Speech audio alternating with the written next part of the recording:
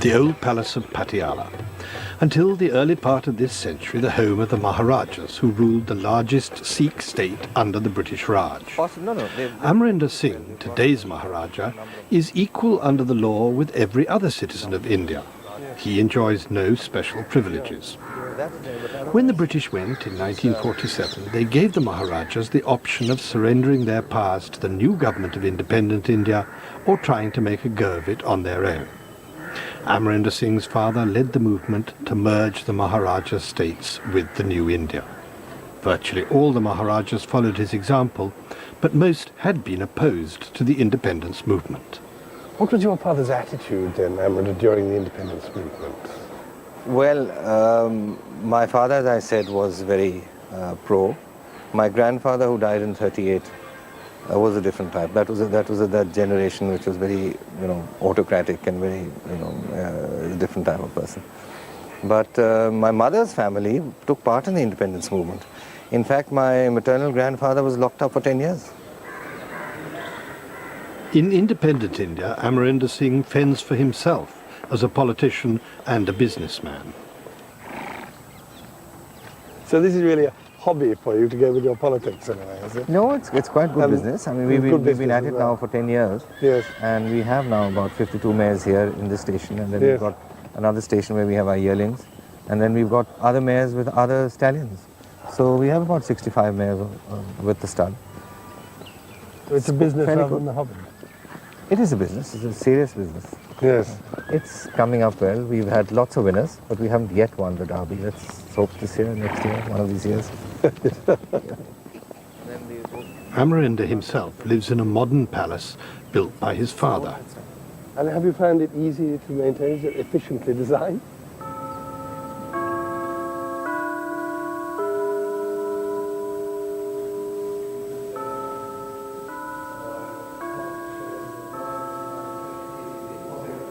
Amarinder is still surrounded by the splendours of his family's regal past. But although only 5 at the time of independence, he has lived his life through the rough and tumble of democratic India. He's seen the socialism that India's first Prime Minister Nehru hoped would solve the problem of chronic poverty deteriorate into the despair of a bureaucratic nightmare. Is that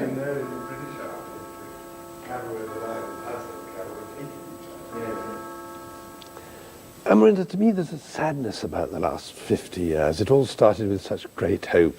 India, a democracy, a great international leader. It looked as though at last India was going to come out and really play a major role in world events.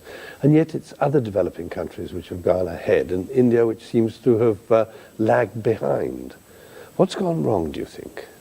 I think primarily our problem has been the population, which has kept ahead of development. We are nearly 1 billion people today, so the problems are gigantic. But population is really a reflection of the failure of the government to provide adequate health and education for the poorest of the poor in this country. Why do you think it is that these basic services, which were promised by socialism, promised by Nehru, haven't been given to the people? Because the economy can't really handle that. But you're quite right. I mean, the population increase is primarily economic. I mean, today if a man thinks he has, there's no social security, there's no old age pensions, there's nothing to give them. That if I have 7 or 8 children, maybe 1 or 2 will look after me in my old age. That's primarily the reason. And unless the government solves that, you're not going to have any impact on the population problem.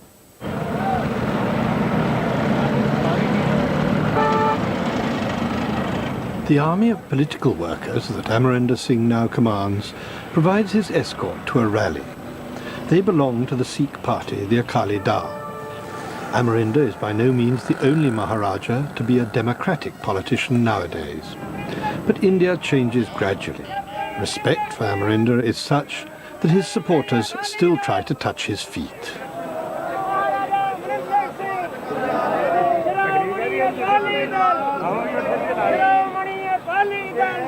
As Amarinder is escorted to the dais, he's greeted as Maharaja.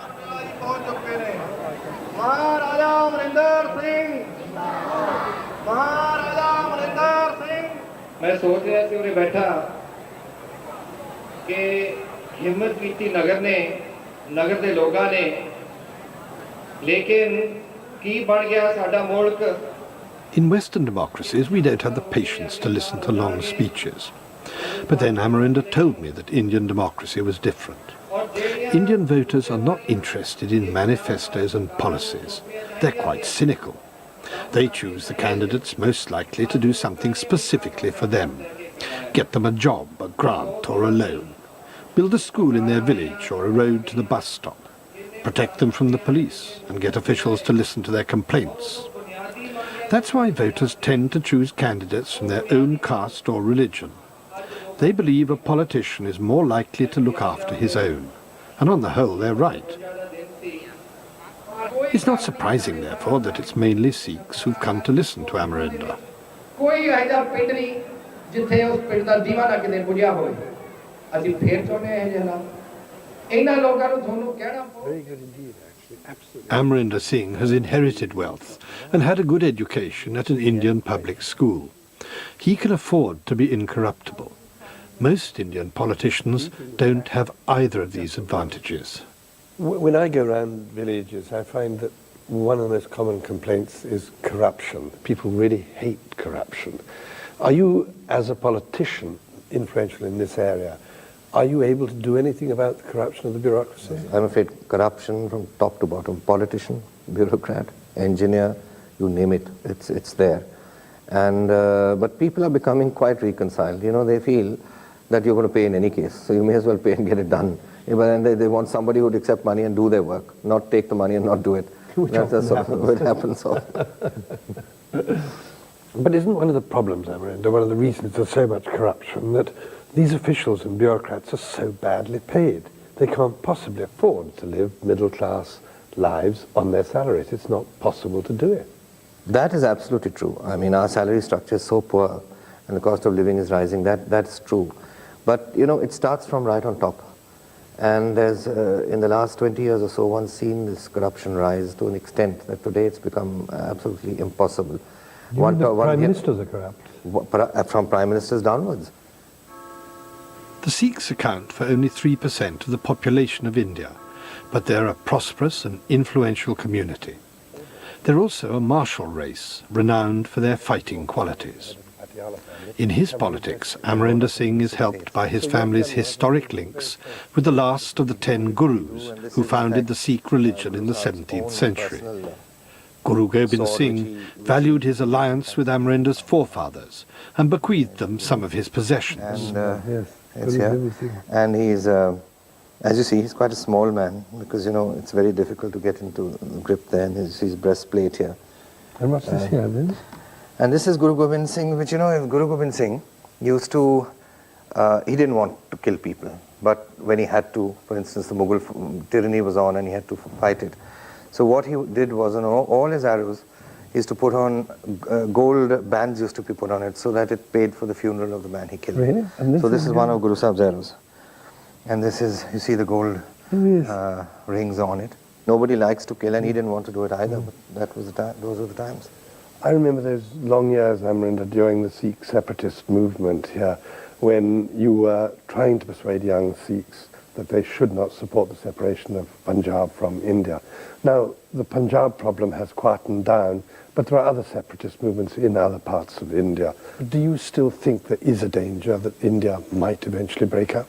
Absolutely. I believe that if the economy goes out of control, unemployment goes out of control, population is in any case out of control, already, and then people tend to flock back to their roots, and therefore you see regional movements gaining ground. It can happen at any time. But that would be a terrible tragedy, wouldn't it? It would be. We want a strong country. We've been wanting that all along.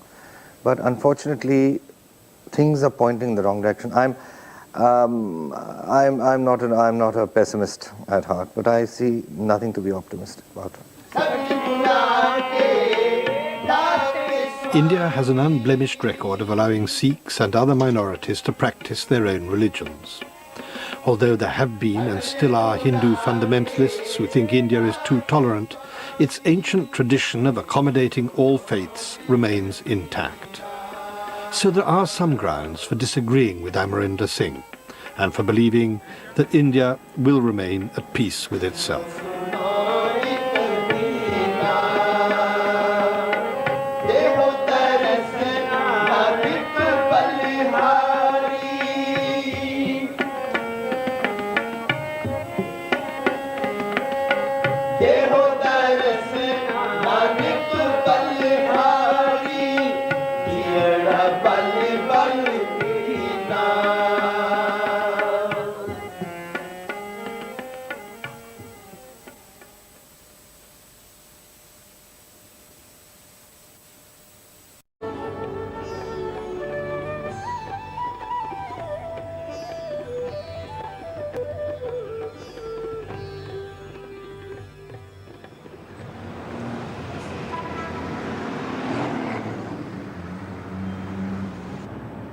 If you get involved with this job, you can teach economics in the Institute of Management. Laboni Jana has a first-class degree in economics. She's 26 years old and lives in Calcutta. Today, she's lucky. She's got a seat on her 2-hour journey to work.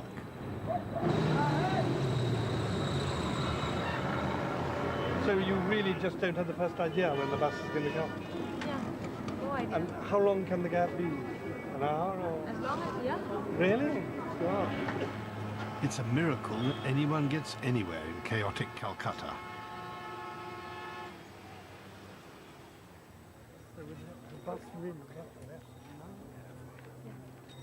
Laboni works for an NGO, a non-government organisation, on the outskirts of the city.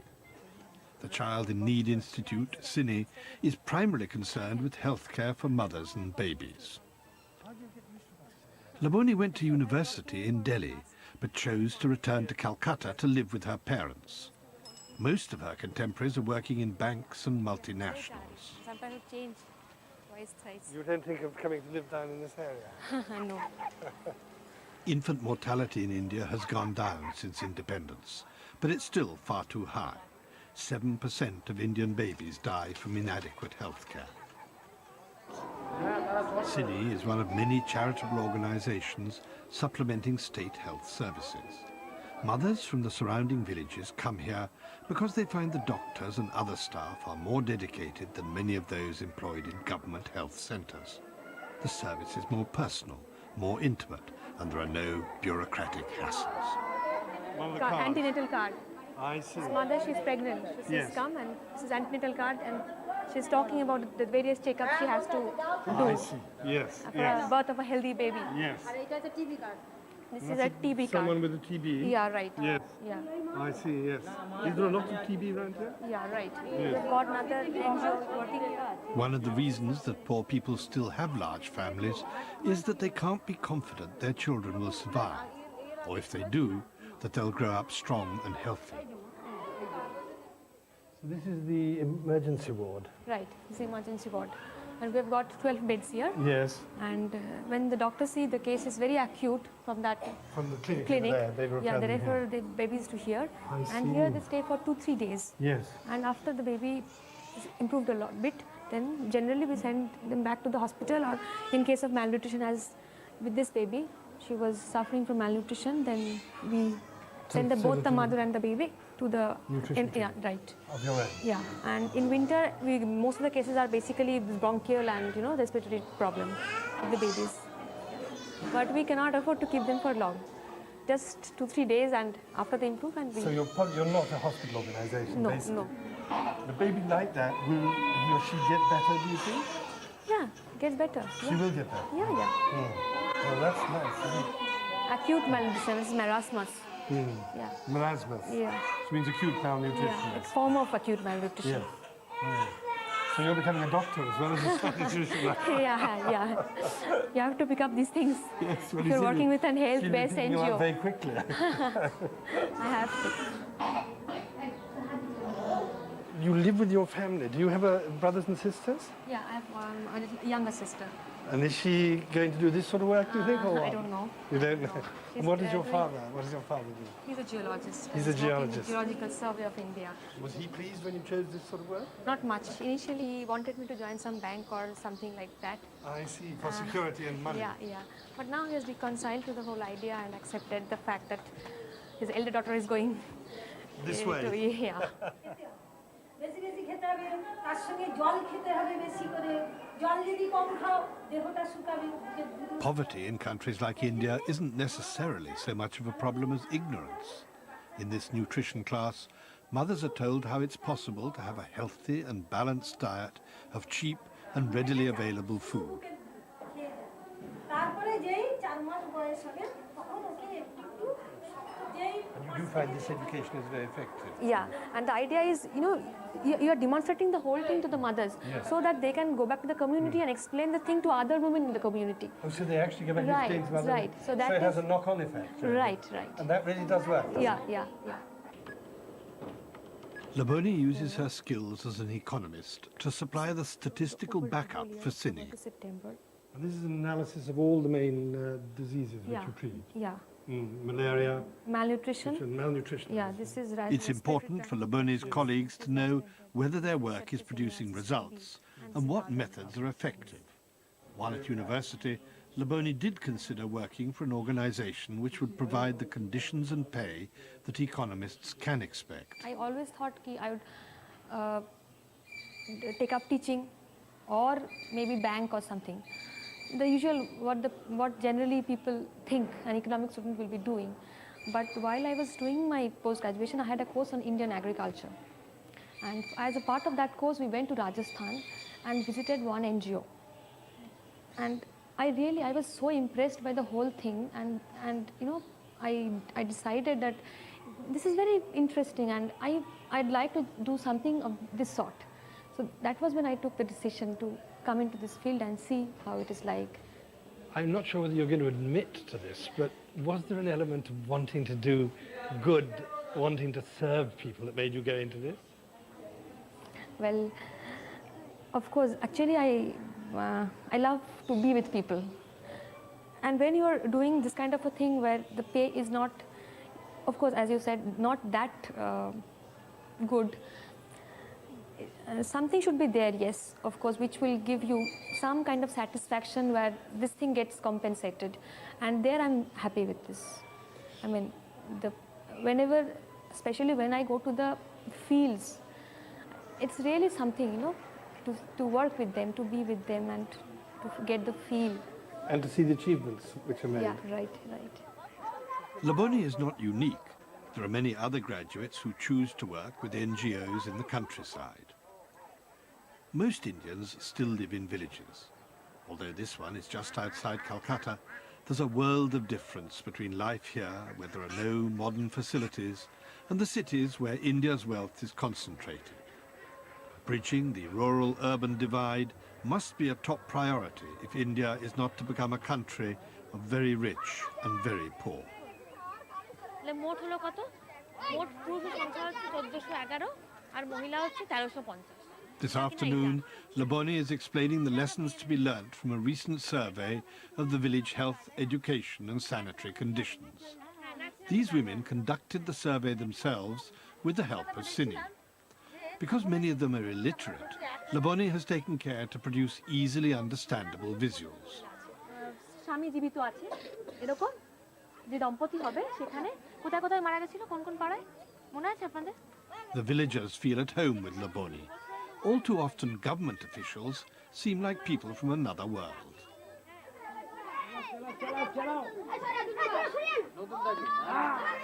There is undoubtedly a certain wisdom in village life. Laboni understands that she has to learn from the villagers before she can help them. The most important thing is interacting like what we are doing. We're interacting directly with the community and trying to understand what the community is demanding. And when we are dealing with these things, the question of sustainability comes in. When we are going to leave, what will happen after then? So we have to think from the very beginning that how to involve the community so that when we leave, they can take up the role, take up the issue and continue on their own. It seems to me that one of the real differences between the voluntary movement and the government is that you have a different type of morale. You have people like you who are motivated, whereas government people are not motivated.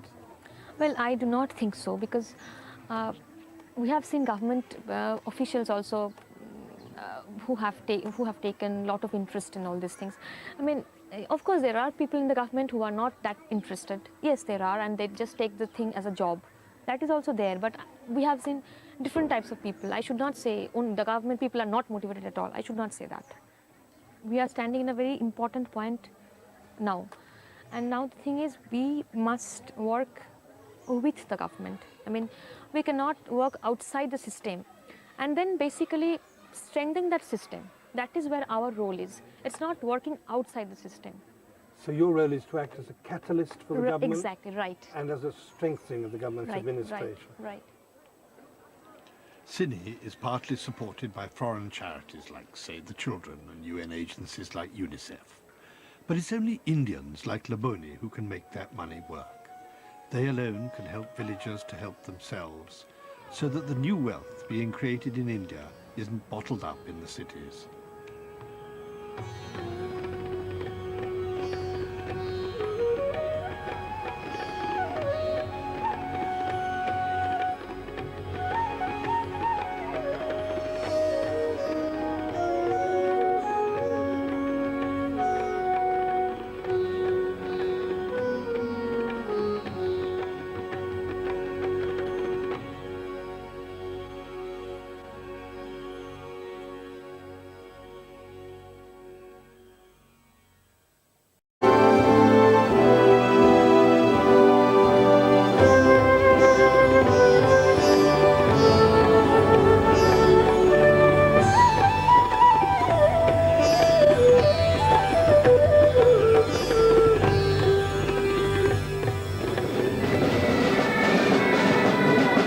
In the officers' mess of the 1st Battalion Mechanized Infantry, it's Ladies' Night.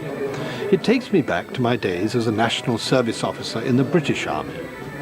Before it was mechanized, this was the 1st Battalion, the Madras Regiment, and the officers still honour its proud history, going back long before independence.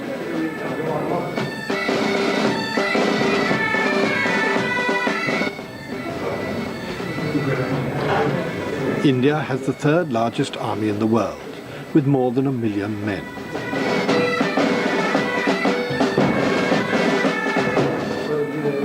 And since independence, they've fought 4 wars against external enemies.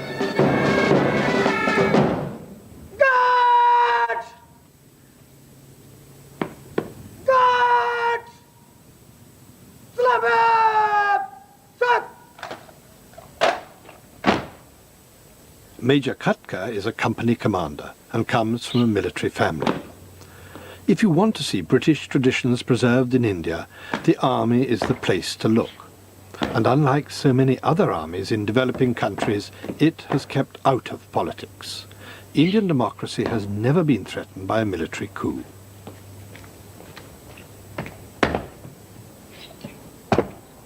Seat over. Ek. Do. Ek. Do. In a country not known for orderliness, Indian army officers, as well as men, live strictly disciplined lives.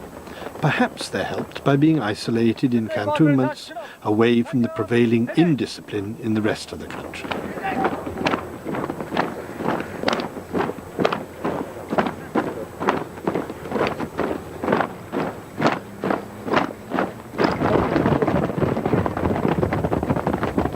It's very impressive to me that you, as an officer, do PT with the men. So often it seems to me that officers stand and watch the men doing these sort of things. This is the hallmark of Indian Army officers, that whatever our men do, we do it better.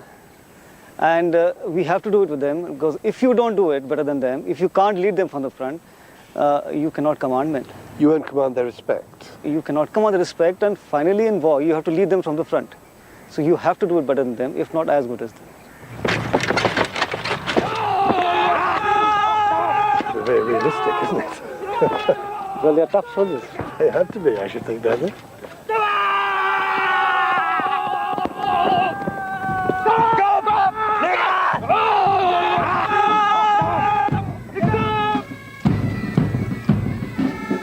For the last 50 years, Jeremiahs have been prophesying that differences of religion or language would pull this vast country apart. If the Indian Army had not maintained the British tradition of discipline, this could well have happened. But one British tradition that the Army is trying to change is the segregating of men according to caste, creed and geographical region. I see you've got a Sikh here, Major Katkar. Does that mean that now all your soldiers don't come from Madras, although this was originally the Madras Regiment? We in the Indian Army are doing our bit towards national integration. I see. And the mechanized regiment were the first few in the army to go for this all India class composition. I see. Then that's quite different to the tradition of the British Army when they were here, isn't it? Yes. Till about 1981, we were following the British tradition, where we had most of our men from the southern part of India. What other parts of India do people come from here? Then, If we take a random group here, if you see, you have one from Nepal. Yes. आप नेपाल से हैं? Yes. कहाँ का रहने वाला है? धौलागिरी बागलू. अच्छा जी. Do you find that this works, or are there tensions between them? We have been in this composition for the last 10 years now, and we have absolutely no problem. And you think this is an improvement on the old British tradition of having regiments of one religion and one from one area as well? It is an improvement. It gives idea of oneness. It gives you one aim. You fight for your own country. And I like to emphasize here that we are a voluntary army. Yes. So you have a Sikh here. Yes. You have a Muslim here. Yeah. You have a Christian here. Where's the Christian? Oh, yes. And it is a bit difficult on the commanders because you have to cater for people from 23 states with 23 different religions, beliefs, food, habits. Well, it's a challenge, but the men are happy. They're fighting well. So there must be a lot of different languages in this regiment as well. How many languages do you have to speak? You cannot keep up with all the languages, but I can speak 4 or 5 of them. 4 and 5. But there is really one language of the army, isn't there? Hindi, which everyone has to know. We have a national language, that is the Hindi. So really, what you're saying is that the Indian Army is a microcosm of this vast and diverse country called India. It's a mini India in some ways. Yes, it is. And we lay example for the others to follow that we can coexist together. If we can do it, everyone can do it.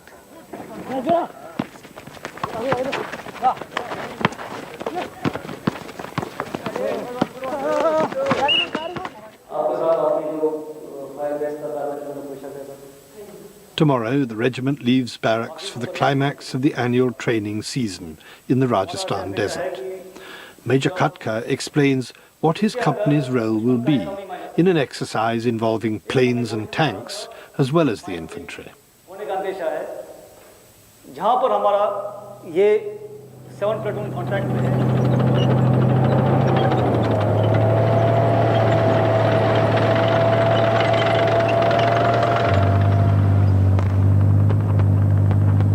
you have a regiment moving from the left and from the right and closing it. Yes. And that's where And these will be tanks coming up. Yes, these are armored regiments. Yes. I think actually I can see them there. India has a border of over 8,000 miles to guard, much of it disputed by its neighbours China and Pakistan. These disputes were the direct cause of 3 out of the 4 wars India has fought in the last 50 years. The 4th was in support of Bangladesh's struggle for independence from Pakistan.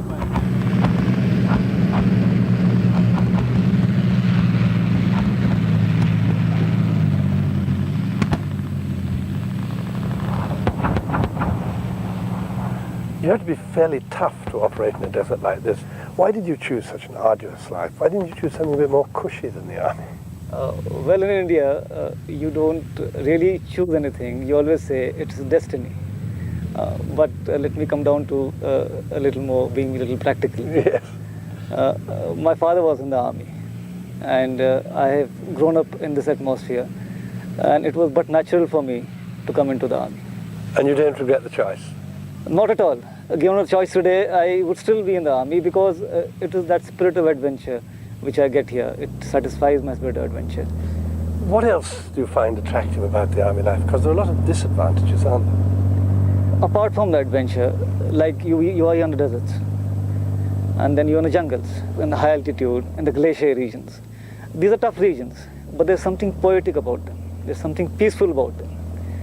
And it also satisfies my poetic and artistic this thing. There's quite a lot of the artist in you, isn't there? I've seen your drawings and paintings. Yes, and wherever you have creative talent, you want to satisfy it. So along with my adventurous aspirations, I can also satisfy my creative talents. By being in the army? By being in the army. Because some people would think the army might smother creative talent, but you don't find that. No, if you're a creative man, you're creative everywhere. The army has also been called in to combat separatist movements within India. There have been allegations of misconduct in Kashmir in particular, and the Army High Command itself has admitted that its soldiers should pay more attention to human rights. The Army is now accountable to the Indian Human Rights Commission. Traditional armies don't usually like to be on active service within their own countries, but Major Katka sees this as part of his role. Does it distress you that the army has to be called out quite often for civil disorders, for riots, for separatist movements and things like that? No, I feel proud of doing it.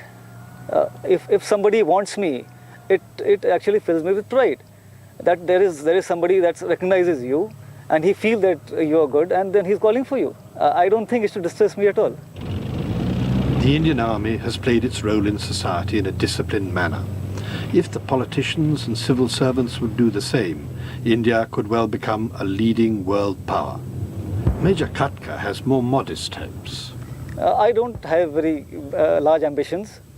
I would like India to maintain its old traditions, its ethos that is there. I would like everybody, that is all the religions, Hindus, Sikhs, Christians, stay peacefully. And I would like India to grow as a big democracy. And yes, we like to be peaceful and we like to promote peace in the world. Become a great power in the world? I don't think we don't want to be over ambitious. We like everyone to be equally.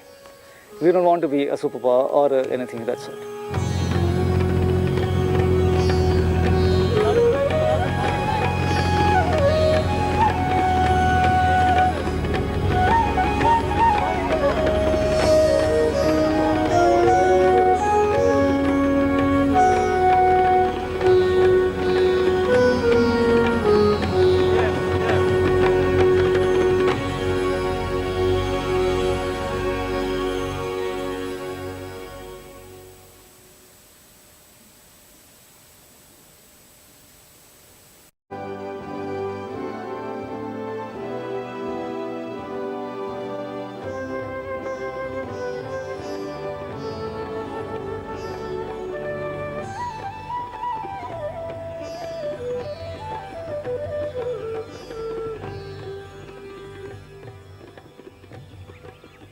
The villagers of Kajoria in Rajasthan.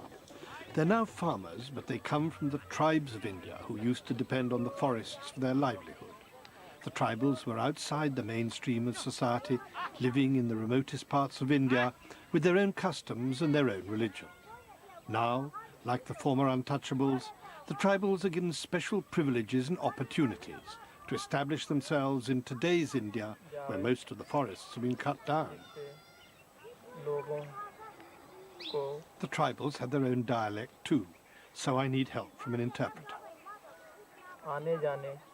The schoolmaster from the nearest town is acting as the secretary at a meeting of the panchayat, the village council. The government has recently decided that a third of all panchayat members must be women.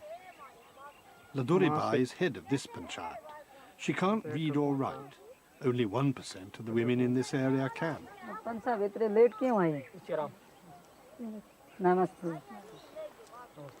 But she's a formidable person in her own right. Itna late kyun aaya? Why have you come so late, she asks.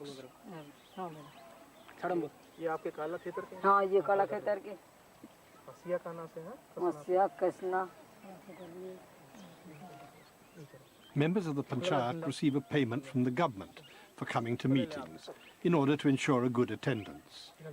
Laduri Bai's handbag is the village safe. Previously, this would have been an entirely male affair, and women's issues would not have been on the agenda. Laduri Bai is the first head of this panchayat man enough to take an oath to to neither pay nor receive bribes in connection with her work.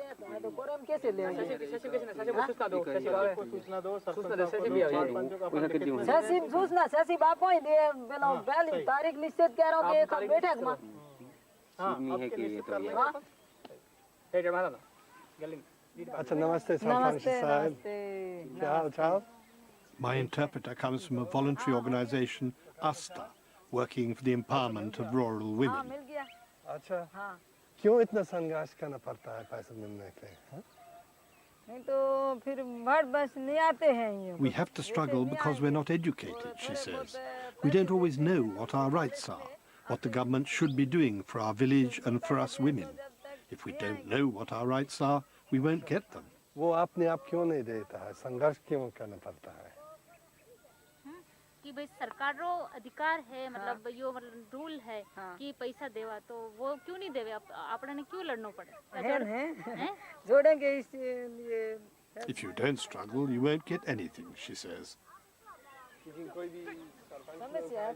It was Mahatma Gandhi who started the battle for women's rights in India. But after independence, he was remembered more in word than in deed, and women still lag far behind.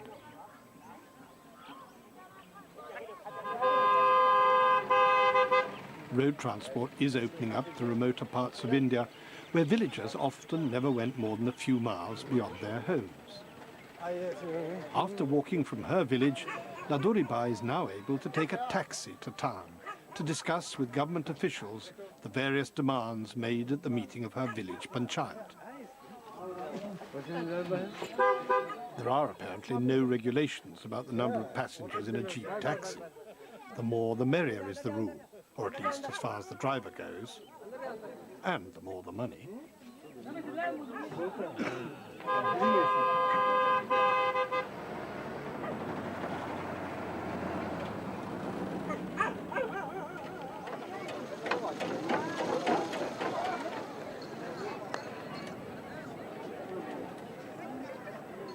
On her trip to Kotra, Ladoribai is accompanied by her husband.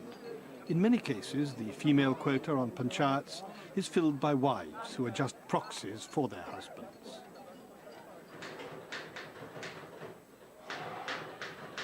In this case, Ladoribai is her own woman. Her husband is there for much-needed support in her battle with the Babus, the Indian bureaucracy.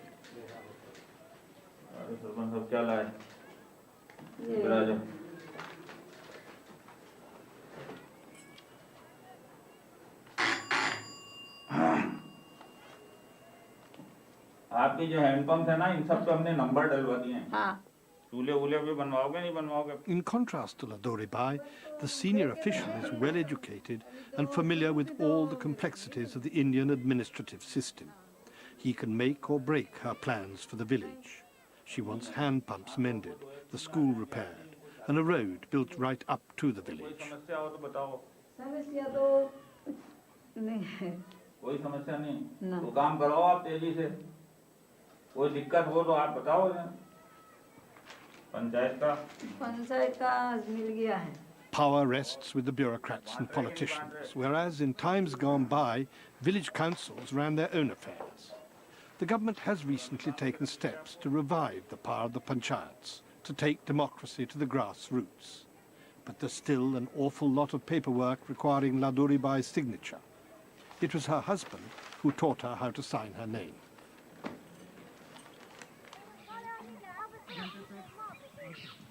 On the way back, it still takes us half an hour to walk from the road to Ladoribai's village. This is why she wants the new road. But her main concern is with the girls of the village. She doesn't want another generation to grow up illiterate. Traditionally, village girls are kept at home to look after the animals and do the housework. Ladoribai knows all too well what a disadvantage that is in later life. One of her greatest achievements as Sarpanch, leader of the council, has been getting this school built. But she's concerned that there are many more boys than girls in the class.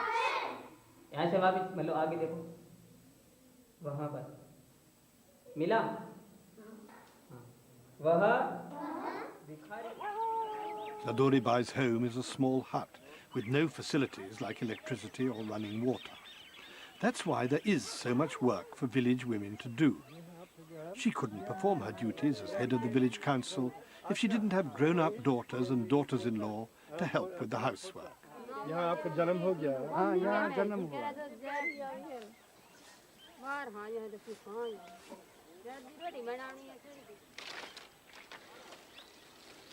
The men don't even help with the heavy work.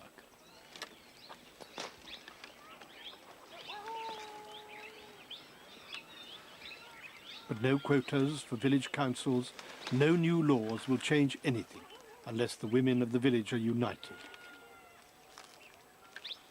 There's a saying here, a single piece of wood can't cause a big fire. Ladori Bai's husband supports her stand and her initiatives. She calls regular meetings of less fortunate women to discuss their problems together. One concern which comes up endlessly is drunkenness among the men.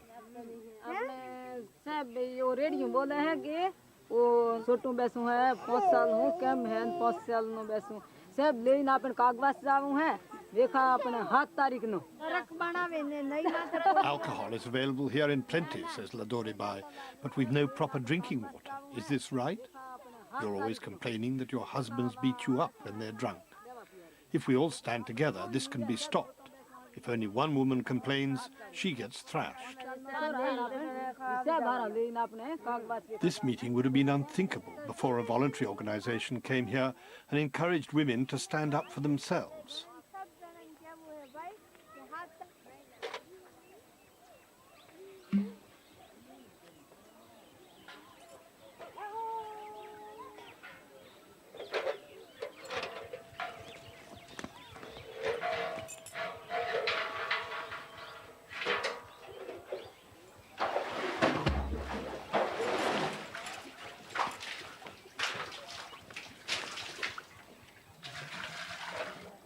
Although seeds of a new awareness may have been sown, in the end it's the village women themselves who'll have to keep up the pressure on their men to chip away at their habits and prejudices.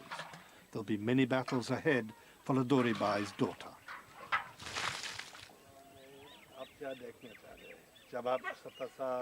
Looking to the future, Ladori Bai admits there will be problems because men still ask how a woman can be the head of a panchayat. But she's confident. It's up to me, she says, to use the knowledge I now have. Ladori Bai's confidence may be justified.